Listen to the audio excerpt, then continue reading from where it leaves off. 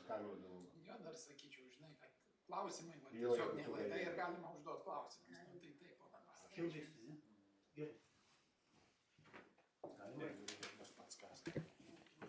Sveiki kolegos, pradedam 6 kontrolės komiteto posėdį, tikėtina paskutinį šiais kalendoriniais metais. Posėdėje dalyvauja visi kontrolės komiteto nariai, taip pat savivaldybės kontrolierė, švietimo, kultūros ir sporto skyriaus vedėja ir vyr specialistė. Darbotvarkė yra 3 klausimai, tai pirmasis savivaldybės kontrolės ir audito tarnybos veiklos plano vykdymo svarstymas, antrasis neformalaus vaikų švietimo, vaikų vasaros stovyklų ir kitų veiklų organizavimas ir trečiasis kiti klausimai.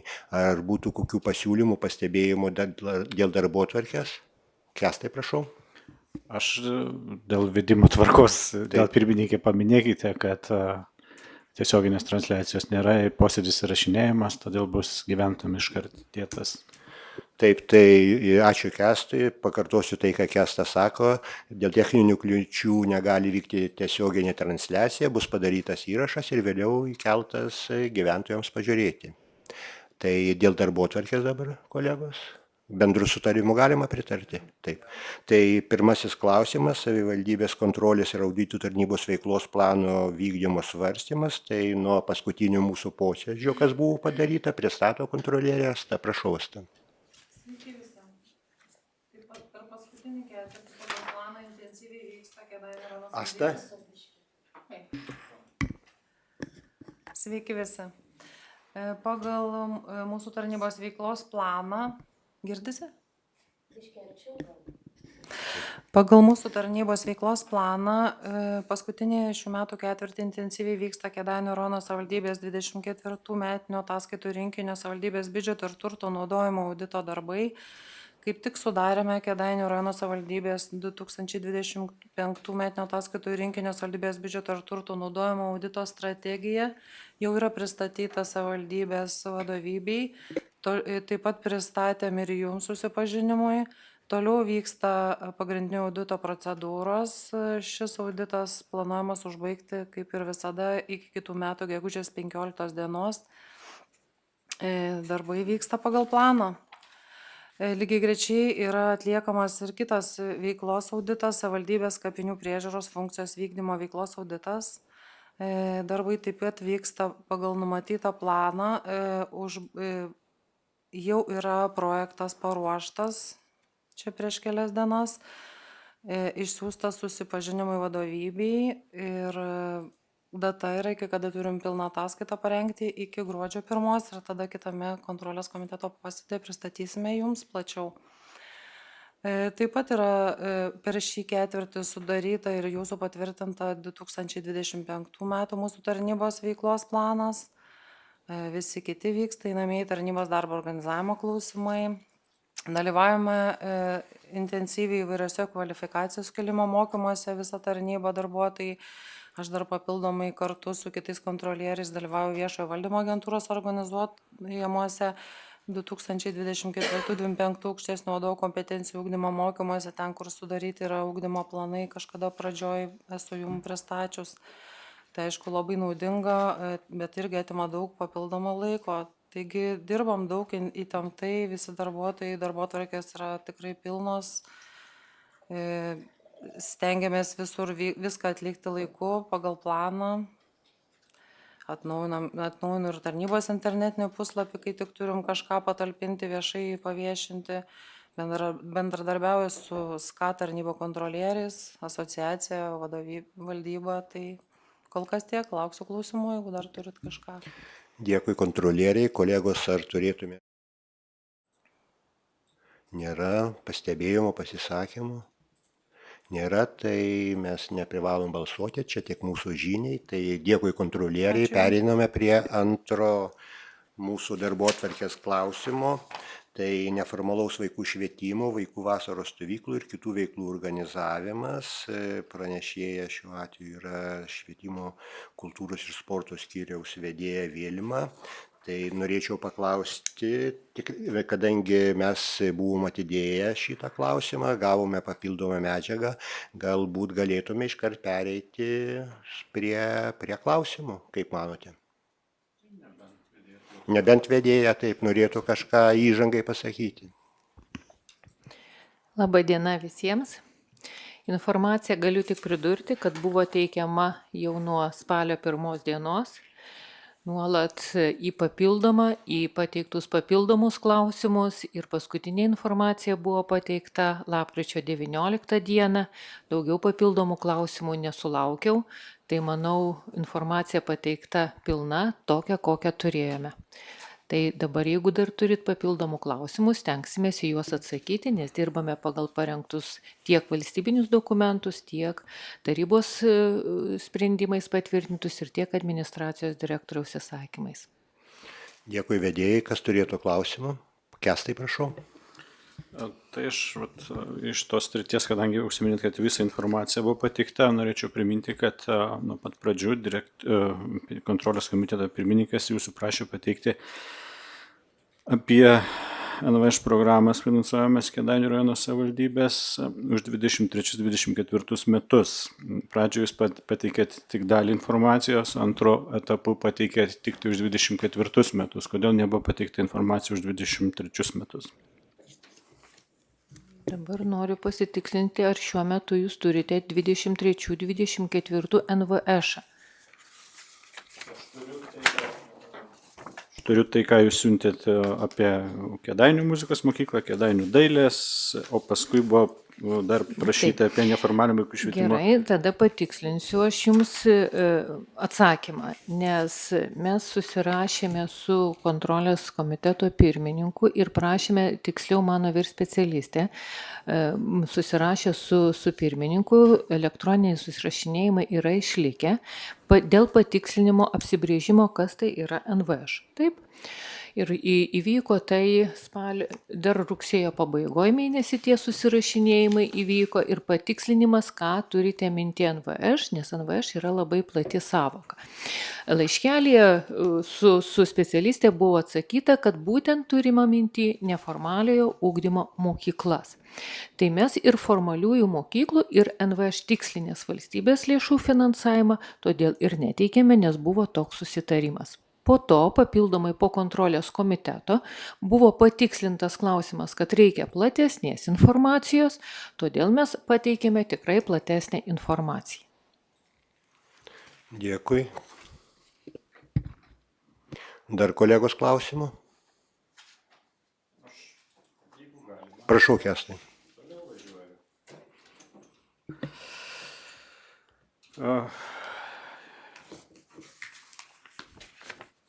Susirasiu, aš čia pasiruošęs esu.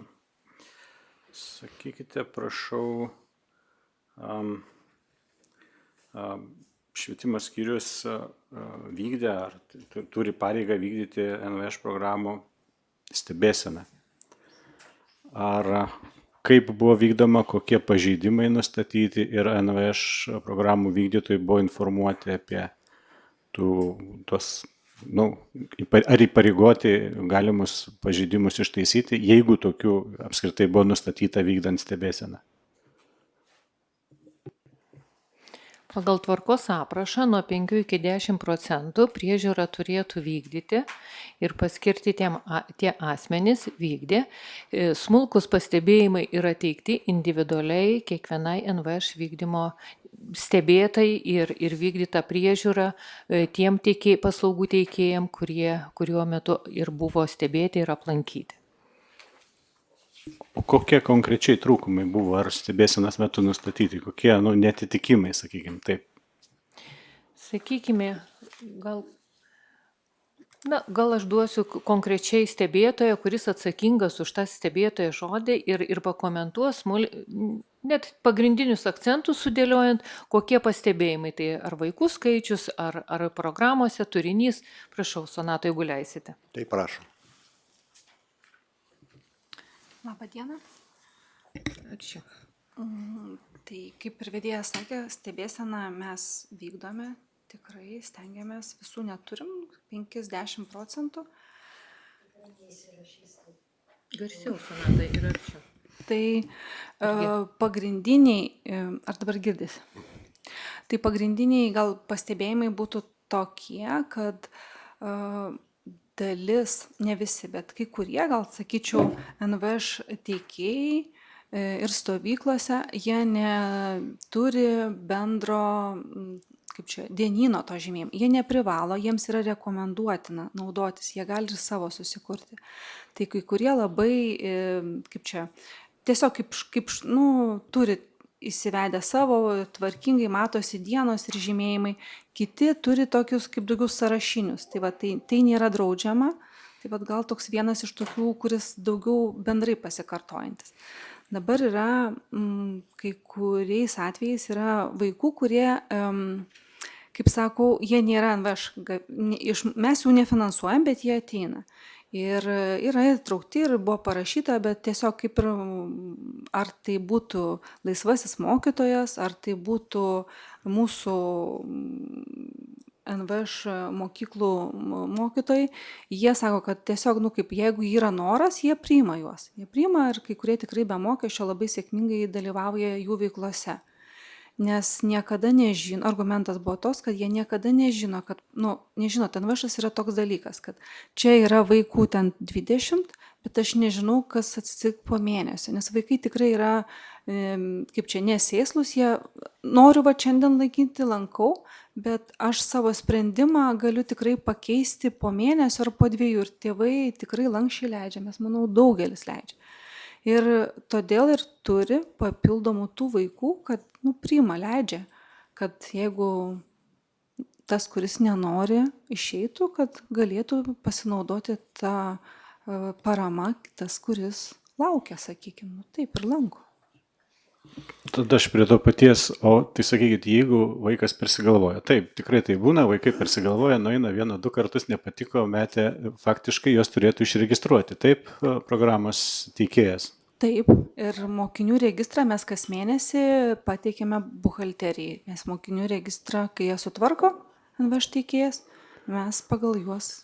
O sakykite, ar jūs turite praktinių galimybių patikrinti, kiek vaikų yra registruotų ir kiek faktiškai lanko? Kodėl aš klausiu? Kai kilo klausimas tada dėl kultūros centro, tikrai gavau signalo, kad yra tokių atvejų, kai buvo suregistruojami po kelis vaikus ir vaikai arba, sakykime, vaikai pabaigė dalyvavimą vienais metais savo toje NVŠ programoje, pareiškė norą eiti kitą ir nuėjo į kitą mokymo programą, paaiškėja, kad ten jie dar yra registruoti senojai, nors jau beveik metus laiko nelankė, bet jie vis dar yra priskaitomi ir registruoti tenais ir jie tada negali pasinaudoti tuo krepšeliu. Ar turi savivaldybės specialistai įrankių, kaip sukontroliuoti šitos dalykus, kad nebūtų piktnaudžiavimo? Netgi maža to, aš esu girdėjęs, kad tėvai tikrai kreipėsi, signalai buvo, kad tam pačiam kultūros centre, dėja turiu pasakyti, kai vadovė prašo, kad leistų, kreipėsi tėvus, kad paliktų tuos vaikus įrašytus į NVŠ programą. Tai sakykite, kaip su tokiais dalykais dabar sukontroliuoti, kaip tokius dalykus? Prašau. Aš gal tada atsakysiu į tą klausimą. Tikrai mes tokių galimybių neturime. Mes matome duomenis tai, ką matome mokinių registre, matome neformaliojo švietimo sukurtoje programoje, įrankį turime specialų ir mes galime vadovautis tik tai tuo įrankiu ir konstatuoti faktą toks, koks jis yra. Jo, tai bet Kesto, tai ką kelia klausimą Kestas, tai iš tikrųjų neakcentuočiau vien kultūros centrą, aš žinau ir profesinių rengimo centras kažkada turėjo tas programas, šiemet neturi dėl panašių aplinkybių, kaip sakė, nes ten buvo registruota tiek, ką jūs matote, o kai vadovas patikrino, ten buvo jų gal tik 2/3, o kiti tokie plaukiantis. Tai galbūt mes galėsim ir pabaigoje balsuoti, nežinau kaip suformuluosim, bet bręsta toks siūlymas, kad galbūt švietimo, kultūros ir sporto skyriui pabandyti kažkaip tą sukontroliuoti faktinį ir tas, kur yra sistemose skaičių. Aš puikiai suprantu, Vilma, kad tai būtų galbūt fiziškai ir panašiai sudėtinga, bet viena tokia mintis bręsta. Tai Arūnai, prašau. Čia kalbant, aš atsiprašau apie tą patį, tai gal tikslinga tada sukurti kažkokį bendrą įrankį ten informaciniai sistemoje, kad kiekvienas programų vykdytojas ten vestų savo duomenys ir automatiškai skyriui tada labai lengva kontroliuoti būtų. Aišku, tai kainuos, bet ko gero įmanoma padaryti kažkaip. Tai prašau, Vilma norėjo. Aš gal papildysiu, kad mes labai pritarčiau ir kontrolės komiteto pirmininkui, kad faktas tiek, kiek mes turime registre tų vaikų, mes vykdome priežiūrą, nueinam ir patikrinam, kad tikrai jų tiek ir būtų. Lankomumas stebėsena šitą visą. Bet kiek jų yra neužregistruotų mokinių registrai ir kiek prisima paslaugos teikėjas, šito mums neįmanoma sukontroliuoti. Ir pagaliau tai yra ne tik biudžetinių įstaigų paslaugos teikėjai, bet ir VŠI įstaigos. Ir jų teisė yra priimti daugiau, o gal jie savanorystės pagrindais. Tai iš vienos pusės mes galime kontrolę vykdyti tai, kas yra pagal faktą mokinių registre ir programuose, bet pagal tai, kiek leidžia savo paslaugos teikėjas teikti, šito sukontroliuoti negalėtume. Aš galbūt ten, kur priima tos, kurie nėra registruoti VŠA, tai gal ir teigiamas yra dalykas, jeigu paslaugos teikėjas priima daugiau, bet ką Kęstas kelia ir akcentą, iš tikrųjų ir man teko gauti tokių duomenų, kad yra vadinamų tų kabutėse popierinių prirašyta pas kai kurios teikėjus. Tai va čia reikėtų pagalvoti, kaip šitą galima būtų sukontroliuoti. Prašau, Sonata.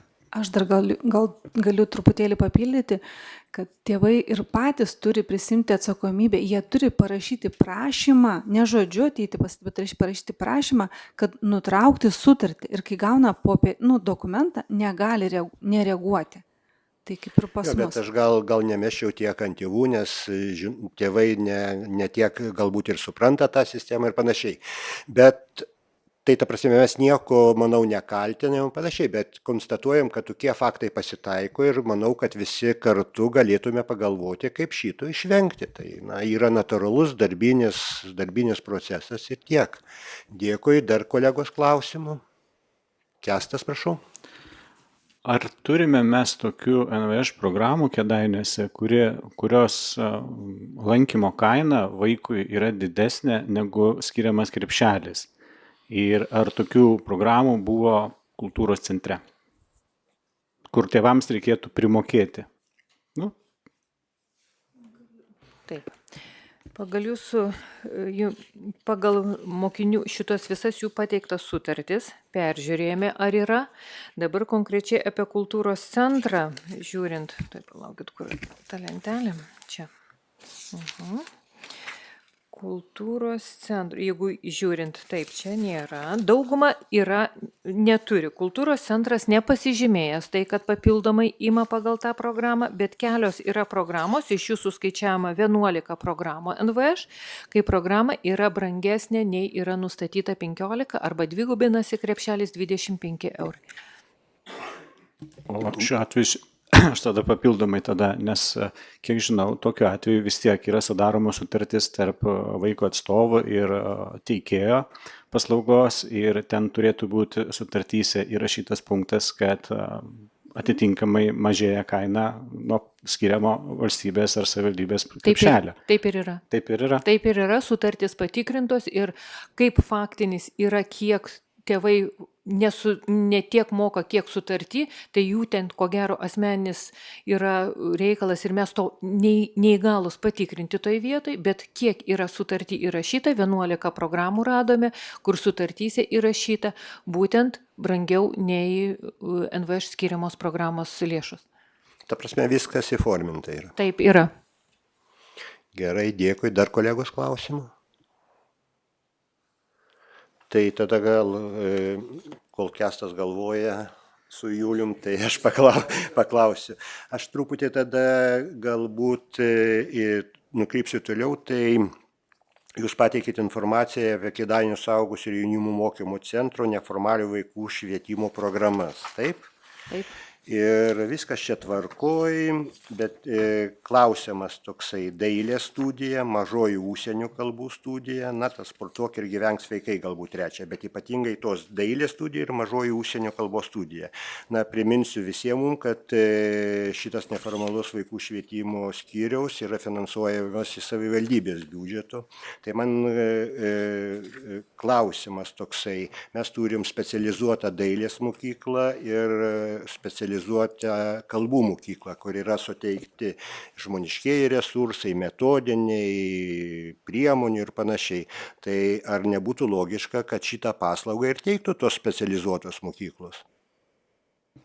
Nes dabar aš suprasčiau, kad tai būtų privatus kažkoks asmuo ar įstaiga sudaro konkurenciją, o dabar savivaldybė finansuoja ir dailės mokyklą, ir suaugusių jaunimo mokymo centro neformalųjį skyrių. Tas pats ir finansuoja kalbų mokyklą, kas liečia užsienio kalbas, ir šitą įstaigą. Tai nematau logikos ir nematau racionalaus lėšų galų gale savivaldybės panaudojimo. Kaip manote, vedėja? Manyčiau, iš dviejų pusių, nesakyčiau, kad tai, medalis sako, turi dvi pusės, ar ne? Tai va toj vietoj, sakyčiau, ir tos programos turi. Na, neturiu konkuruoti, gal jos ir nekonkuruoja, bet tai daugiau pritraukia vaikų. Sakykime, pagal gyvenamosios vietos, pagal mokytoją. Jeigu vykdytų viena mokykla, tai tėvai turi teisę, pasirinkimo teisę didesnę. Tai aš manau, iš tos pusės nėra blogai. Iš kitos pusės, žiūrint į savivaldybės pusės, galbūt kartais ir lėšų taupimo atžvilgiu, gal kartais ir būtų nelabai kaip žiūrima, ar ne? Bet mes visą laiką žiūrime ir mūsų toks tikslas ir noras yra didinti vaikų užimtumą, kad tų pinigėlių geriau skirkime kuo daugiau NVŠ ir sudarykime pasirinkimo galimybės ir poreikio ir prieinamumo didinimui vaikų pasirinkimui, nei paskui tos lėšos nueitų ten į kokią nors narkotikų kontrolės prevencijos programos vykdymą su pasiekmėm.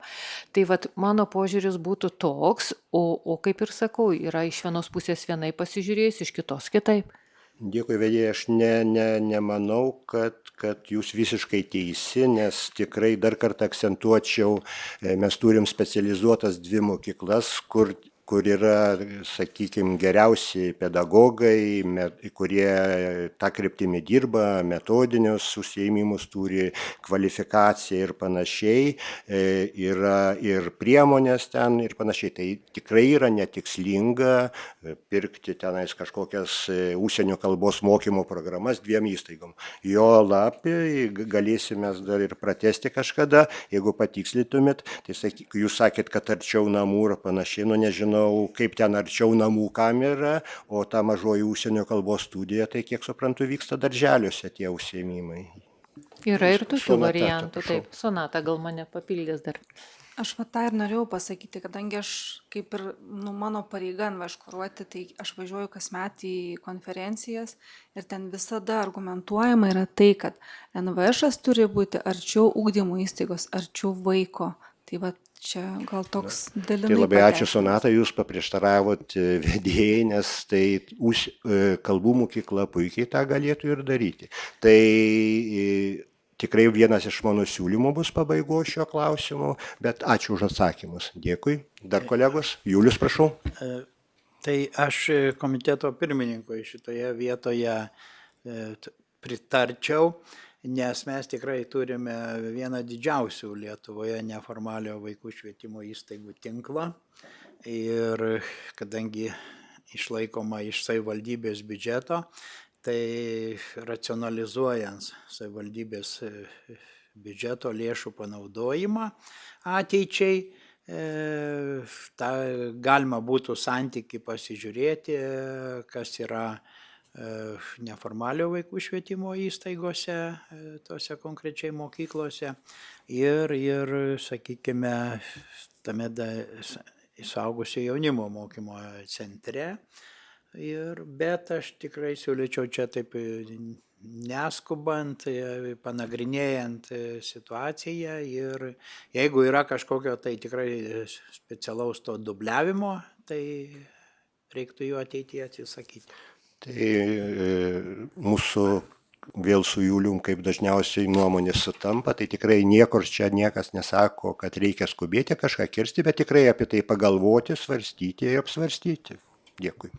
Dar kolegos, prašau, Arūnas. Pritardamas realiai ir tai pusiai, irgi norėjau pasakyti, kad skubėti nėra ko, jo labiau, kad čia mes dabar gal jaunimo centrą daugiau akcentavom, bet yra ir laisvėjai mokytojai, kur taip pat galima įžiūrėti tą funkcijų dubliavimą, tai tikrai neskubam geriau kolegos, o pasinagrinėjom, kaip ten iš tikrųjų. Ir šitoj vietoj gal ir Vilmą daugiau palaikyčiau, nes turim žiūrėti, kaip vaikui patogiau, kaip jam arčiau, o ne taip, kaip pigiau. Jo. Dėkui, Arūnai, tai aš akcentavau, kad šios dvi institucijos yra savivaldybės institucijos ir finansuojamas iš savivaldybės biudžetų. Laisvėjų mokytojai ar kažkokia privati yra ir privačių užsienio kalbų mokyklų pas mus, bet apie jas mes nekalbam. Mes kalbam apie savivaldybės biudžeto pinigus. Turiu galvoj laisvėjai mokytojai iš savivaldybės biudžeto, kur programos finansuojamas. Dėkui, dar kolegos klausimų. Kestas, prašau. Jūs pateikdama atsakymus minėjote, kad programų teikėjai gavę finansavimą interneto svetainėse paskirose socialinių tinklų turėtų skelbti, bet atsitiktinė tvarka patikrinus programų vykdytojų svetainės informacijos apie gautą finansavimą nerasta. Kokių veiksmų ėmėtės ar planuojat kaip įpareigoti, kad tokiu atveju, kad jie privalėtų skelbti apie tas gautą finansavimą? Taip, teisingai, privalėtų ir nuolat žiūrima, stebima ir informuojama, kad privalo. Tai buvo taip ir su vasaros stovyklom ypatingai griežta priežiūra buvo, nes tai savivaldybės lėšos buvo naudojamos ir skiriamos ir buvo kontroliuojama, žiūrima. Jeigu jūs turite dabar mintį su tikslinėm valstybės lėšom NVŠ, taip? Ar su savivaldybės? Savivaldybės. Tai nuolat kuratorė atsakinga už tai, stebi, žiūri, informuoja ir primena, kad privalo skelbti viešai. O jeigu dar yra tikrai per mažai ir atsitiktinių būdų patikrinot nerado, tai dar kartą šito veiksmo ačiū už pastebėjimus imsime. Dėkui, dar kolegos. Tai dar tada aš vieną greičiausiai paskutinį klausimą turiu. Kaip žinia, jau prieš keletą metų, nežinau, gal užpraeitą kadenciją, mes vaikų futbolą atidavėm futbolo klubui Nevėžiui ir sporto mokykloje jo neliko kaip treniruočių ir panašiai. Tai man dabar toks klausimas. Aš, kai žiūriu jūsų pateiktą medžiagą, matau, kad sporto centras per NVŠ teikia futbolo, būrelį ar kaip tenais 5-8 klasėm ir 9-12 yra. Neprisimenu, ar 23 ar 24 metais. Taipogi žiūri ir į tuos kitus teikėjus, ten sporto perspektyvos, kurie irgi yra 5-8 klasėm ir kitas būrelis 9-12 klasėm. Tai ar čia jūs ar nevertėtų čia pažiūrėti, ar ten nesidubliuoja kas nors?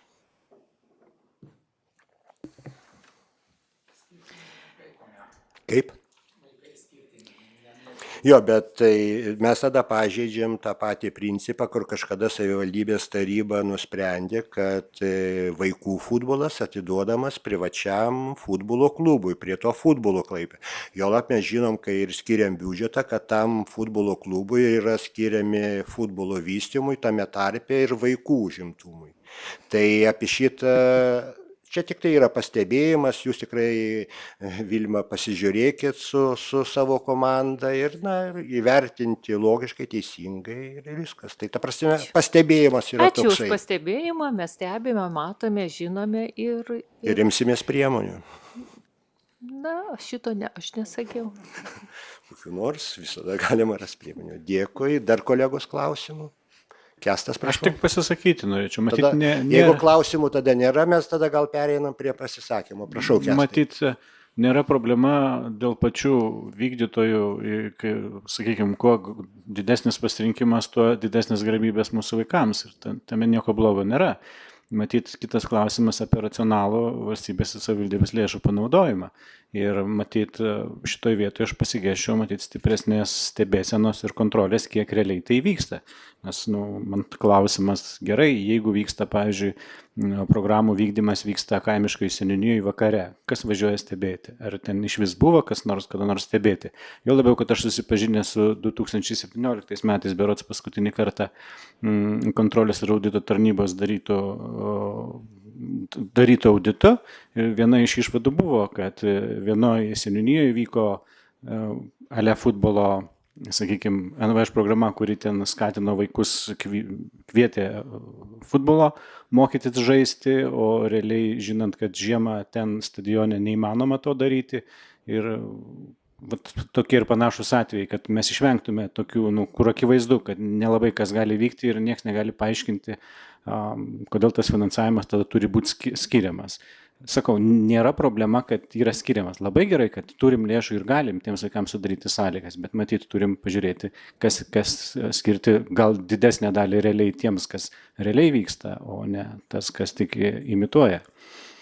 Jokių būdų nenorėčiau tarti visų taip, bet matyt, tų piktnaudžiavimo yra, nes ką ir patys tėvai pasako, teikdami signalus. Dėkui, Kęstai. Dar kolegos? Julius, prašau. Ruošiantis šiam klausimui, aš darau išvadą, kad mes labai apkrovėme savivaldybės administraciją įvairių duomenų pateikimu, ką galima buvo padaryti ir mums patiems, nes savivaldybės švietimo, kultūros ir sporto skyriaus puslapyje, kur yra rubrika NVŠ, NVŠ tikslinis finansavimas, vaikų vasaros poilsis, tai informacijos yra labai daug, geros, kokybiškos ir tai reikėtų ateityje mums patiems labiau pasidomėti. Ačiū, Juliau. Pasistengsim dirbti geriau. Kęstas, prašau. Tai dabar jau būčiau nebesakęs nieko, bet pasisakysiu vis tik. Gerbiamas Juliau, taip, kai mes pradėjom gilintis iš tai, kai kontrolės komitetas šitas klausimas atėjo, savivaldybės tinklapį stebėtinai daug informacijos papildomas atsirado paskutiniu metu. Kitas dalykas, kad kai mes prašome švietimo skyriaus vedėjos informacijos pateikti, tai mes prašome ne tam, kad mes norėtume prauti darbo. Mes norime susipažinti su realia situacija.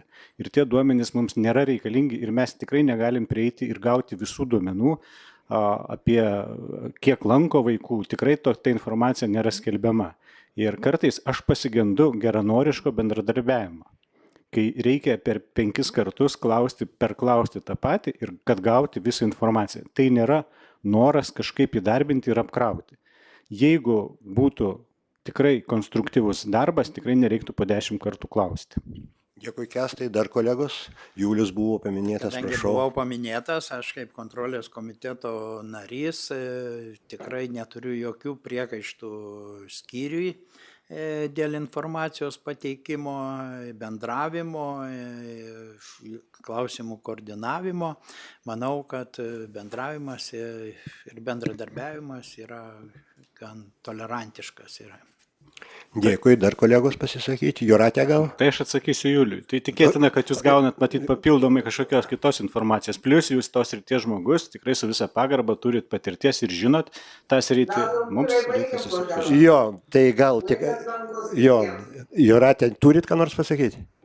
Ne. Tik tiek, kad gal Jo. pabranginkime vieni kitų laiką. Gerai, tai tada, jeigu daugiau niekas neturi, pasinaudosiu tarnybinę padėtim ir tada aš pasakysiu. Tai iš tikrųjų aš manau, kad vieni daugiau įsigilinę ir supranta šitos klausimus, kiti mažiau, tai yra visiškai natūralu. Ir manau, kad kontrolės komiteto nariai, kaip ir visi tarybos nariai, tikrai visi nori, kad savivaldybėje visos paslaugos būtų teikiamos kokybiškai, kad savivaldybės ir valstybės lėšos būtų naudojamos racionaliai, todėl natūraliai kyla tam tikri klausimai. Ir aš tikrai norėčiau, kad administracijos atstovai, įvairūs padaliniai, į tuos klausimus reaguotų normaliai. Ir tikrai, pavyzdžiui, man ar Juliui, kaip švietimiečiam, daug kas yra aišku ir kai pažiūri, gal iš karto esmę pagau, nes puikiai suprantu, kitiem kolegom galbūt yra daugiau klausimų, tai tikrai gerbkim vieni kitus, paduokim tą medžiagą, kurios prašom ir tikrai Kėdainiai suklestės kaip niekad. Tai bet ir baigdamas tada aš norėčiau vis dėlto galbūt protokoliniu nutarimu įpareigoti ar paprašyti švietimo, kultūros ir sporto tarnybos, kad kai įmanoma atsižvelgtų ir tos mūsų, sakykime, pastebėjimus, ar teisingos ar ne, tai yra kitas klausimas, ir suaktyvintų kontrolę, ne, atsižvelgiant į tą faktinę, ne, ar tos prirašymus, ir taipogi galbūt kažkada neskambant, kai sakėm, apsvarstytų apie dailės ir užsienio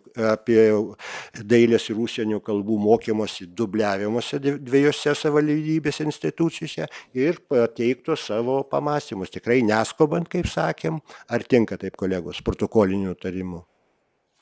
Tai labai dėkui, baigiam 6 kontrolės komiteto posėdį, paskutinį, tikiuosi labai, šiais 2024 metais, taip Kęstas dar. Aš labai atsiprašau.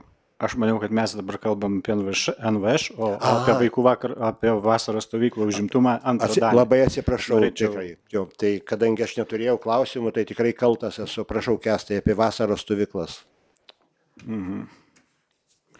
Tai aš norėčiau, kaip ir nei paklausti, aš labai atsiprašau kolegų, kuriems labai brangus laikas, bet prisiminkit, kad jums alga mokama už tai. Taip, taip. Norėjau paklausti, kaip savivaldybės specialistai sukontroliuoja vaikų vasaros stovyklose, kai yra pateikiama informacija apie, jūs pateikėt mums informaciją, kokios stovyklos buvo, kiek vaikų buvo iš socialinės rizikos grupių, kaip šitos dalykus sukontroliuojat? Nes, kiek žinau, teikiant paraišką stovyklai finansuoti, vienas iš papildomų balų, kai teikėjas paslaugos nurodo, kad bus tam tikra dalis vaikų iš socialinės rizikos šeimų ir dar kažkur tai.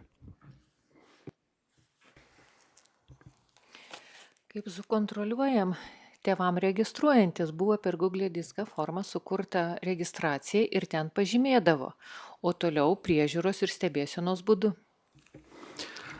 Tai aš tada atsakysiu. Aš pasižiūrėjau į vieno stovyklos organizatorių pateiktą anketą. Ten nei vieno klausimo tokio nėra. Nei vieno. Vardas, pavardė, elektroninis kontaktai ir visa kita. Tai aš nežinau, kaip jūs nustatėt.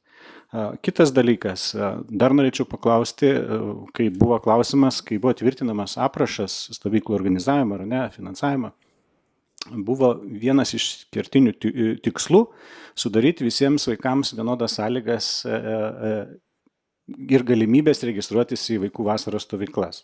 Ir buvo sutarta, kad bus organizuojama vieninga sistema registravimasi. Ir ką mes matome dabar? Mes matome, kad savivaldybė paskelbė ir atsiuntė nuorodas kiekvieno organizatoriaus atskiras Google disko.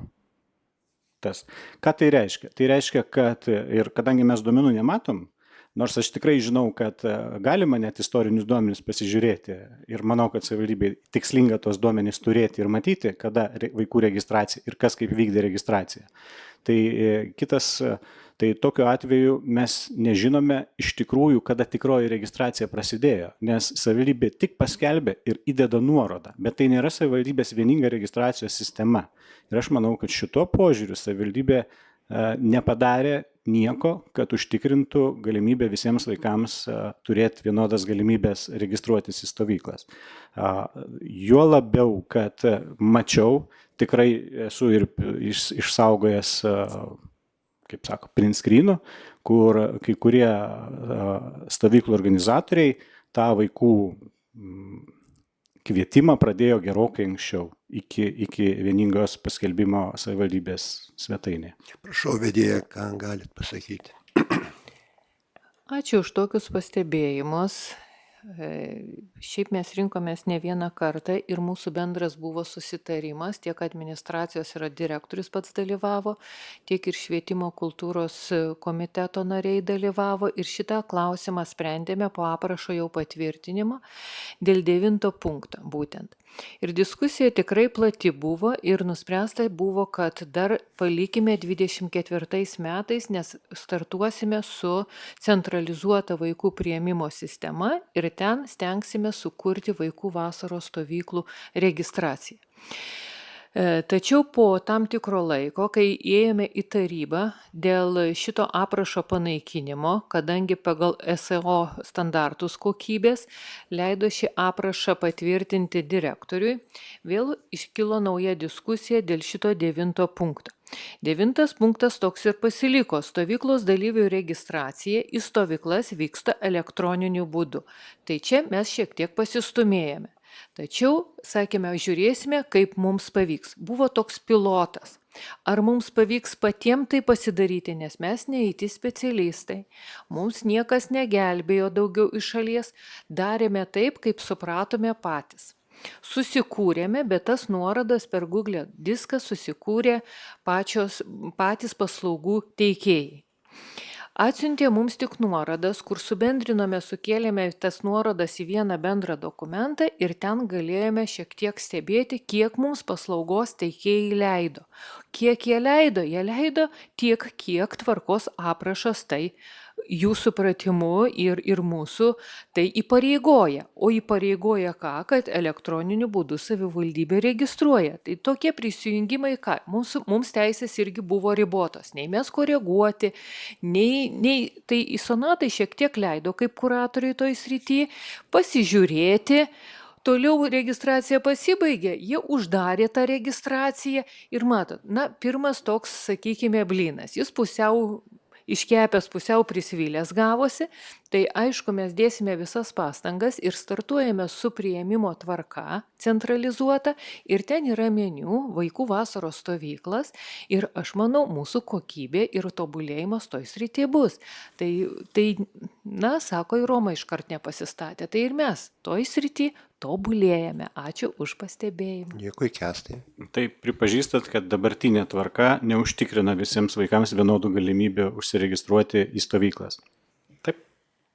Iš dalies galbūt yra, bet jiems buvo galimybė sudaryta, labai dėjom tikrai ir daug laiko atėmė. tą laiką dieną paskelbti viešai, kad visi pamatytų, paslaugų teikėjim, kiek žinojom, teiks skelbta visur. Prieš dieną jau mūsų savivaldybės interneto svetainėje skelbėme į naujienas, kad jau ryt bus skelbiama registracija į vasaros stovyklas. Prašome atidžiai sekti ir kad nepavėluotumėt, kas norite registruotis. Stengiamės tiek, kiek galėjome stengtis, kaip pavyko, visą laiką yra kur tobulėti. Tai aš manau, mes čia ir stengsimės tobulėti. Dėkui, tikrai manau ir Kęsto pastebėjimai ir vedėjas sutinka, kad centralizuota tai tikrai sudarys lygesnės galimybės visiems vienodų laikų. Dabar be abejo, kai kiekvienas paslaugos stovyklos organizatorijas savo tas nuorodas siuntinėjo, be abejo, ne iki visų priėjo tą informaciją ir panašiai. Tai manau, ačiū Kęstui už pastebėjimą ir vedėjai, kad puikiai pati mato šitą problemą. Jeigu tai galima pavadinti problemą. Julius, prašau. Tai geri pastebėjimai, bet aš tik noriu patikinti dėl to 9 punkto, kad tikrai švietimo ir kultūros komitetas čia rinkomės viską ir buvo dar kalba apie tai, buvo sutarta palikti šiems mokslo metams taip, kaip yra. Dėkui. Kęstai, prašau. Aš dar noriu tada pasitikslinti, o tai tada tą, kur jūs ataskaitą apie tas krepšinio, apie stovyklą siuntėt ir apie bendrą dalyvavusių vaikų skaičių nurodytą vaikų skaičius iš pažeidžiamų grupių, tai iš esmės jūs rėmėtės tik tai dalyvių organizatorių pateiktą informaciją, taip? Sonata, komentuokit. Kiekvienas organizatorius, kaip jūs sakėt, jūs gal, nežinau, kiek žiūrėjot pačias, kaip sakėt, anketą pačią, tai... Aš žiūrėjau tik vieno organizatorius, nes kitos uždarytos ir... Aš toj paaiškinsiu gal truputėlį plačiau. Pirmiausia, aš ne organizatorius ir ne redaktorius stovyklų, aš galiu tik pasižiūrėti.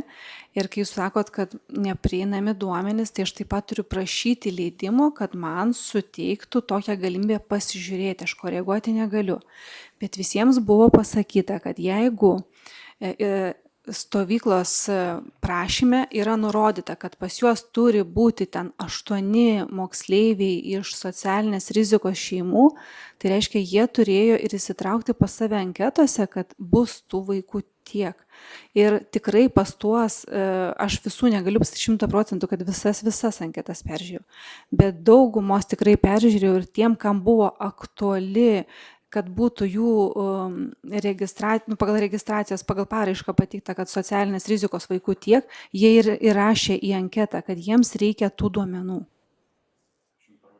Aš jums parodysiu anketą po posėdžio. Ir ten, kur nurodyti vaikų iš pažeidžiamų grupių, irgi yra. Bet ne apie tai esmė, kad mes tikrai matome, kad nėra įrankių, kaip sukontroliuoti. Tai klausimas tada, ar skiriant papildomus balus, vertinant tas stovyklų organizatorių paraiškas, reikia už tai duoti, kai realiai sutikrinti paskui nėra jokių galimybių. Nes yra papildomas balas duodamas už tai, jeigu stovyklos organizatorius įsipareigoja tam tikrą kiekį tokių vaikų. Aš gal net nežinau, kiek dar norėsite plėstis į tą temą, bet ta tema yra tai, kad lyginant dar su praeitais metais vasaros stovyklos ir kas surišta su šita registracija, vaikų vasaros poilsio stovyklų skaičių ženkliai sumažėjo, kur mūsų poreikis buvo 90 beveik 1023 metais. Šiais metais vien dėl to ir su paslaugos teikėjais ir visais vien dėl to pikti buvo labai dėl formos pačios sudėtingumo, dėl registracijos ir tiesiog mes sumažinome su savo pertekliniais, sakykime, reikalavimais, jų manimų sakant, tokia informacija iki mūsų daėjo, kad sudėtingi reikalavimai, sudėtinga registracija ir todėl mes negavome dalies paslaugų teikėjo pasiūlymų ir paraiškų skaičių ženkliai šiais 24 metais sumažėjo vien dėl registracijos. Tai toks buvo pastebėjimas iš šalies. Tai gal truputėlį, Vilma, norėčiau aš pasitikslinti. Tai kiek buvo skirta pinigų vasaros stovyklų organizavimui? 70 000 buvo skirta, jų net visų neišnaudojam. O dar 23 metais buvo poreikis teiktas paraiškų 90, jeigu neklystų 5 000, o buvo pinigų skirta 50. Todėl buvo 70, bent 20% padidint, kad peržiūrėjus juos, bet mes net neišnaudojam visų pinigų. Jo, tai čia diskutuotinas klausimas, ar čia per sudėtinga ar ne, nes vis tiek mes turim siekti ne tik užimtumo, bet to užimtumo kokybės, bet faktai yra tokie. Dar kolegos? Kęstas, prašau. Tai galbūt svarstytinas klausimas, jeigu yra lieka pinigų ar ne, tai gal tuos pinigus nukreipti būtent skirti didesnę dalį, kad mažesnis prisidėjimas būtų būtent tiems vaikams iš socialiai pažeidžiamų grupių finansuoti, kad jiems mažesnis prisidėjimas būtų. Ir tada gal geriau mažiau, bet kokybiškai ir kad įtraukti tuos vaikus, nes aš kai matau, kad nežinau, kokią dalim turi, sakykime, savivaldybė padengia tų stovyklų organizatorių išlaidų, bet kai matau, kad jeigu stovykla kainuoja, tarkim, 135 eurai už 5 dienos stovyklas, tai vis tiek tai kai kuriom šeimoms. Ir tai gali būti iššūkis. Tai galbūt šitoj vietoj, žiūrėkim kūrybiškai. Jo, tai aš galbūt irgi truputėlį sureaguosiu. Tai manau, kad kokybės reikia siekti ir klausimas, jeigu paslaugos teikėjui per sudėtingą formą, tai neaišku, koks tas paslaugos teikėjas, taip galima būtų spėti. Iš tikrųjų, mane neramina taip, kaip patikrinti, kas yra labai svarbu, kaip tos socialinės atskirties, ar tų vaikų yra tiek, ar 8, ar jų 5, ar jų išvis nėra. Kiek įmanoma, kaip šitą padaryti, kad kiek įmanoma daugiau šios socialinės grupės vaikų tose stovyklose būtų. Tai tokių klausimų, kuriuos reikia apsvarstyti, galbūt rasti kažkokius įrankius yra ir tikrai nemanau, kad ne vienas kolega čia nesako, kad čia viskas ar blogai ir panašiai, bet yra tokių klausimų, kuriuos reikia svarstyti ir tos klausimus atsakyti. Prašau, vedėja. Aš dar papildyti noriu. Tikrai mes prioritetą teikiam su negalia vaikams turintiems, specporeikių turintiems, socialiniai rizikos vaikams, bet įrankių nėra ir šalies mastu. Mes stengiamės savo žmogiškuosius išteklius, laiką naudoti, kalbėti, o kai mato iš šalies paslaugos teikėjai, kad čia yra gan sudėtinga ir įrankių jie taip pat neturi patikrinimo, kartais būna subjektyviai įvertinta, pasitikėta žmonėmis, bet toj vietoje mes prioritetą darome, gal bus klaidų, bet stengsimės tom šeimoms tikrai gelbėti ir padėti ir pasitikėti. Dėkui vedėjai. Dar kolegos?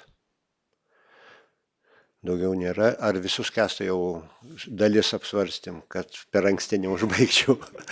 Tai tada dėkui kolegoms, dėkui administracijos atstovom, dėkui kontrolieriai, dėkui Stepanui už įrašą ir iki kitos savaitės tada. Sudie.